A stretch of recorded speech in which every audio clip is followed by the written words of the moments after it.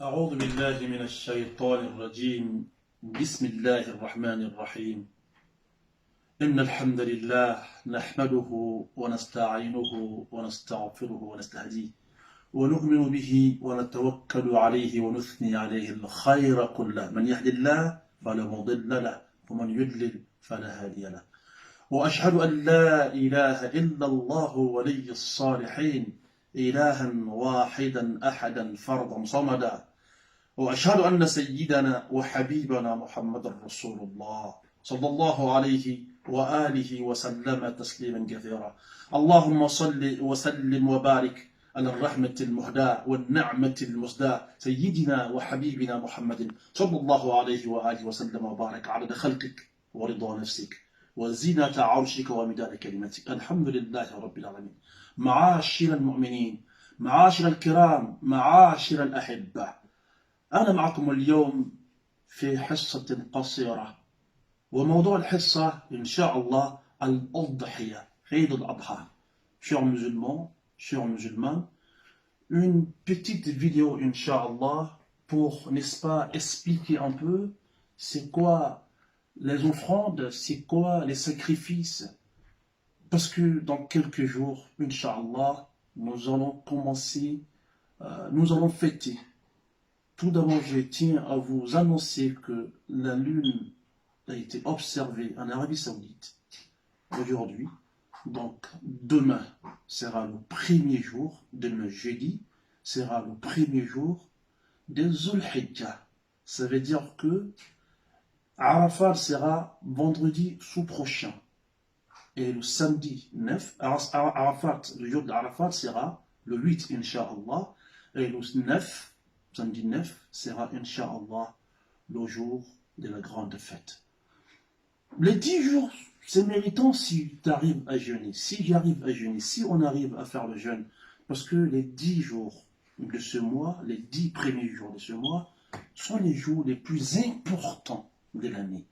Le prophète nous dit, sallallahu alayhi wa sallam, barak, il n'y aura pas des jours pendant lesquels la bonne œuvre est plus aimée envers Allah subhanahu wa ta'ala que les 10 premiers jours pendant Shahr al-Hijjah. Donc, faites-en bon usage, faites beaucoup d'aumônes, beaucoup de sacrifices, lecture du Coran, faites-en beaucoup de bonnes œuvres qui pourra, n'est-ce pas, ou qui pourront, n'est-ce pas, nous faire rentrer au paradis. Non, ça c'est entre les guillemets. Aujourd'hui, chers musulmans, je voudrais vite fait parler, n'est-ce pas, de la grande fête. Vous savez, le prophète Mohammed sallallahu alayhi wa sallam, quand il est arrivé à Médine, il a trouvé que les Médinois avaient 2 fêtes. Il dit aux Médinois, votre Dieu, votre Allah a changé vos 2 fêtes à 2 autres fêtes plus importantes que les autres qui vous fêtiez avant. Les 2 fêtes que Allah a données, c'était quoi? Eid al-Fitr, après le Ramadan. On fait 1 mois de pénitence, 1 mois de repentance, 1 mois d'abstinence, 1 mois de faim, 1 mois pendant lequel on donne tout pour avoir le paradis. Et juste après le mois, on a Eid al-Fitr, le jour de la rupture. On mange, on est en joie, on est allégré. Non. Et aussi, c'est valable, la deuxième fête, c'est la grande fête. On va au Hajj. On fait tout ce qu'Allah nous a demandé. Non? On fait la circumambulation de la maison. On fait Safa al-Marwa. On va dormir à Arafat. On vient à Muzdalifa. On part à Mina. On délapide les citadelles, les shaitans. Et après tout ça, on vient le jour, le 9e jour, le 10e jour, n'est-ce pas? On vient immoler la bête pour Allah, le 10e jour de ce mois, qui va commencer demain, Inch'Allah, Zul Hijjah. Zul Hijjah 2022 commence, Inch'Allah, le premier, Inch'Allah, le premier Zul Hijjah, le premier Zul Hijjah sera le 30 de ce mois qui est le mois de juin. Le 30 juin sera le premier Zul Hijjah. Ça veut dire que la grande fête, comme c'est le 10e jour de Zul Hijjah, ça va correspondre au 9 juillet, Inch'Allah. Chers musulmans, cette fête consiste à quoi, chers musulmans? C'est une fête qui vient après un grand effort. comme je viens de dire. Effort de faire le hajj. Effort de faire le jeûne, pour ceux qui ne sont pas au hajj. Effort de faire beaucoup d'istighfar. Effort d'être avec Dieu, d'invoquer le nom d'Allah, de lire le Coran, de donner beaucoup d'offrandes, d'être là pour les frères, pour les sœurs. Un moment que l'on consacre à la vie musulmane. Et juste après, 10e jour de ce mois, Allah subhanahu wa ta'ala te demande, nous demande de faire une offrande, de donner des sacrifices des moutons. C'est quoi l'origine de ce sacrifice, chers musulmans? Vous savez que notre religion est attachée à Abraham, le patriarche des religions, le père du monothéisme. Abraham, qui a songé que Allah lui ordonnait d'immoler son fils, l'unique à l'époque. C'est qui? Pour nous, c'est Ismaël. Non, Abraham, alayhi salatu wassalam, va prendre son fils et il va dire à son fils, mon Dieu me demande de t'immoler. Alors, je vais t'immoler. Qu'est-ce que tu penses? Père, fais ce que tu as vu, fais ce que tu as été ordonné par ton Seigneur, tu vas me trouver parmi les patients. Et Allah, quel père, tel fils. Alors, quand Abraham jettera le front de son fils par terre et qu'il va vouloir l'immoler, le couteau bien tranchant ne pourra jamais atteindre, n'est-ce pas, la gorge d'Ismaël. Parce que Allah dit, nous l'avons rançonné d'une offrande très importante, chers musulmans. C'est une sunna qui vit vraiment jusqu'à Abraham, parce que c'est le patriarche, parce que c'est le père du monothéisme. Alors, le prophète l'a instauré, parce que Allah lui a demandé de l'instaurer dans cette belle religion qu'est l'islam. Ça vient le 10e jour de ce mois qui commence demain, mois de l'Hijjah, 10e jour. 9e jour, c'est le jour de Arafat. 10e jour, Inch'Allah, c'est le jour de la grande fête.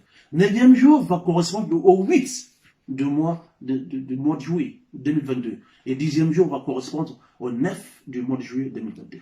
Oui, chers musulmans, si on a compris l'origine de cette offrande, ça vient d'Abraham, avec son fils Ismaël, qui se sont tous deux soumis à Allah, et Allah a sauvé le fils d'Abraham qui est Ismaël, par une offrande, comme on le dit souvent par les béliers, venus d'ailleurs. Alors, chers musulmans, qu'est-ce que Allah demande aux musulmans comme offrande? Vous savez, chers musulmans, nous sommes dans une religion où tout a été écrit. C'est important de savoir cela. C'est pas une religion, je pense. C'est pas une religion, j'ai l'impression. Non, c'est une religion dans laquelle tout a été écrit. Si vous trouvez des parties qui ne sont pas écrites, ça peut être vrai, mais en ce moment, c'est faux. Ce ne sont pas les racines, mais ce sont des faux, c'est-à-dire ce ne sont pas les bases de la religion. Ça peut être des choses sur lesquelles on peut parler. D'accord? Alors, dans la sunna de Saint Prophète Mohammed sallallahu alayhi wa sallam, la sunna a repris à l'intégralité ce que Allah nous a enseigné dans le Coran. Allah nous enseigne dans le Coran la bête de la cheptel qu'il nous a autorisée, c'est l'espèce ovine, l'espèce bovine, l'espèce cabrine et camélidée. Ça veut dire que 4 espèces. Ovine, bovine, caprine et les chameaux. Donc, l'offrande, le sacrifice de la fête, de la grande fête à l'islam, Eid al-Adha, doit être des 4 bêtes, pas plus. Les bêtes de la cheptel que Allah ordonne aux musulmans que le sacrifice, que l'offrande, n'est-ce pas, vient de là, ça doit être forcément l'un des 4. Non, chers musulmans. Alors, pour celui qui voudrait faire, n'est-ce pas, son offrande de l'espace ovine, c'est-à-dire les moutons, alors il va falloir que le mouton ait minimum 8 mois. Donc c'est de 8 mois pour monter. Mais il y a des avis qui disent que ça n'a pas été déterminé, il faut forcément cela. Alors eux, ils vont te dire, à partir de 7 mois jusqu'à 1 an, on peut avoir une bête, c'est-à-dire un bélier, un mouton dans cet âge-là. Et quand il s'agit d'offrir dans l'espace caprine, hein, alors nous sommes dans l'obligation que cet espace dépasse les 1 an révolu. Non? Pour les béliers, l'espace ovine, 1 an révolu, non. 7, 8, 9 mois, ça passe. Mais quand c'est l'autre espèce, l'espèce caprine, il faut forcément 1 an révolu. Alors, et quand ce serait l'espèce ovine, les bœufs, il faut forcément 2 ans à révolu. Même si c'est 2 ans, 1 jour, mais 2 ans révolu. Et quand c'est camélidés, c'est-à-dire les chameaux, alors il faut forcément 4 ans révolus. Chers musulmans, et quand on veut donner cette offrande à Allah subhanahu wa ta'ala, qui est-ce qui peut les donner? D'abord, c'est le musulman qui donne l'offrande. C'est le musulman qui fait sacrifice de Eid al-Adha, la grande fête, la fête de la tabaski, la fête de l'immolation. C'est le musulman qui donne. Le musulman qui atteste qu'il n'y a pas de divinité à part Allah, subhanahu wa ta'ala. Le musulman aussi qui croit au prophète Mohammed, sallallahu alayhi wa sallam. Le musulman qui fait sa prière, le musulman qui fait son jeûne du mois de Ramadan, le musulman avec la possibilité qui fait le zakat et qui va au pèlerinage. C'est ce musulman, c'est à lui même que ça a été demandé de faire les offrandes pendant Eid al-Adha, la fête de la tabaski. Alors, on est seul quand on veut donner que un bélier. Une seule personne donne un bélier avec ses intentions à lui. Je l'immole pour moi, pour mon père, pour ma mère, pour que Allah nous fasse tous miséricorde. Non? Quand c'est l'espace caprine, un cabri si vous voulez, alors un seul animal pour une seule personne. C'est-à-dire, si je veux immoler un cabri pour l'Adha, je dois être seul pour le faire. Je prends mon intention tout seul. On ne peut pas participer à plusieurs. Donc les moutons et les cabris, on le fait tout seul. Vous pouvez multiplier vos intentions si vous voulez, mais vous le faites tout seul. Mais en ce qui concerne le bœuf et les chameaux, alors nous avons l'autorisation, n'est-ce pas, de participer à plusieurs. Pour les chameaux et pour le bœuf, on peut aller jusqu'à 7 personnes pour un seul. Oui. Ça, c'est l'avis majoritaire. C'est l'avis de l'imam Shafi'i, c'est l'avis de l'imam Ahmed, c'est l'avis de l'imam Abu Hanifa. Les 3 écoles sont d'accord parce qu'il y a un hadith dessus, même 2 ou 3 hadiths, qui sont authentiques. Hadith de Sulh al-Hudaybiyah. Ibn Abbas va nous dire, dans ce hadith, le prophète nous a vu faire participer 7 personnes pour un bœuf et il n'a rien dit. Ça veut dire tout. Quand il voit هو الشارع بعد الله إذا رأى شيئا ولم يتكلم فيه فهو ثابت. Et aussi dans le hajj, l'unique hajj qu'il a fait, on a fait aussi les offrandes. Les sahaba s'associaient 7, soit pour des chameaux, soit pour des bœufs. Et le prophète n'a rien dit. Il ne nous a pas interdit. Et c'est ainsi que la majorité des sahaba ont employé. Sauf quand on arrive chez les écoles, l'école malikite. L'avis majoritaire de cette école, ou l'avis qui prend l'ascendance, al-Ra'i al-Mashhour, c'est que cette école, cette grande école malikite, ne veut pas que l'on s'associe pour un bœuf ou pour un chameau. Pourquoi? Il dit bœuf, chameau, mouton et cabri, ce sont des espèces uniques. On ne peut pas dire, selon lui, on ne peut pas dire, selon cette école, on ne peut pas dire que je dois être seul pour le mouton, je dois être seul pour le cabri, et être 7 pour les bœufs, être 7 pour, n'est-ce pas, les chameaux. c'est la seule école qui dit cela. Il y a certainement des avis, certainement des preuves.